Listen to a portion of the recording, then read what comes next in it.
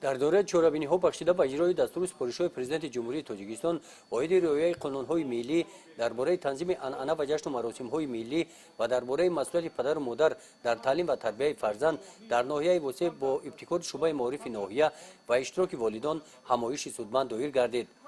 در این جمع آمد که والدان برگزاری آن را انتظار بودند مدیر شعبه معارف، مدیر بخش حقوق کودک اوید آن وظیفه‌هایی که نسبت به تعلیم و تربیت فرزند در پیام سالانه پرزیدنت جمهوری تاجیکستان با مجلس عالی جمهوری تاجیکستان درج گردیدند به سهم والدان رسانیده بهر اجرای دستور و سپارش‌های رهبر دولت با والدان دستور و مصلحت‌ها داده در این سمت از والدان دعوت به عمل آوردند که همکاری را با مکتب باز هم زیشتر نمایند. با مقصد بلند برداشتن سطح و صفت دانش خوانندگان پیشنهاد گردید که مشغولیت‌های علاوه‌ای رایگان راه‌اندازی گردیده در مکتب‌ها جمع‌آوری مبلغ‌ها از والدان خاتمه داده شوند.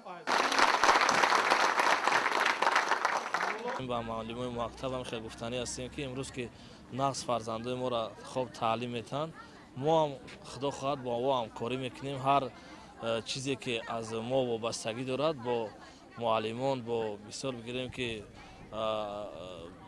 راهبران همین بگیم که مؤسسه همکاری میکنیم و خدمت میکنیم تا که فرزندای ما امروز مثال بگیریم خوب تعلیم بیابند تربیت آینده جامعه پیشرفت جامعه را مثال بگیریم که آیندهش همین جوانو که پیشرفت میکنن همین جوانو که امروز باید آینده جامعه ما میشوند خوب تحصیل خوب تعلیم بگیرن و اخلاق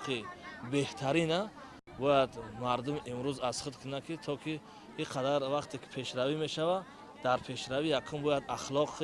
حمیده داشتن در کار. از تاکیدهای پرزیدنت جمهوری تاجیکستان خواهی کرده شد که والدان در تعلیم و تربیت فرزند باز هم فعال باشند فرزندان را برای درست زندگی تربیت نمایند رسم و آیین و فرهنگ ملی امان را حفظ نمایند. از بانوان و مدران تاکید به عمل آوردند که برای پاک و بی‌آلایش نگاه داشتن زبان تاجیکی و نسل‌های آینده آداب معاشرت و سخنوری را با این زبان شیرین و شاعرانه آموزانند.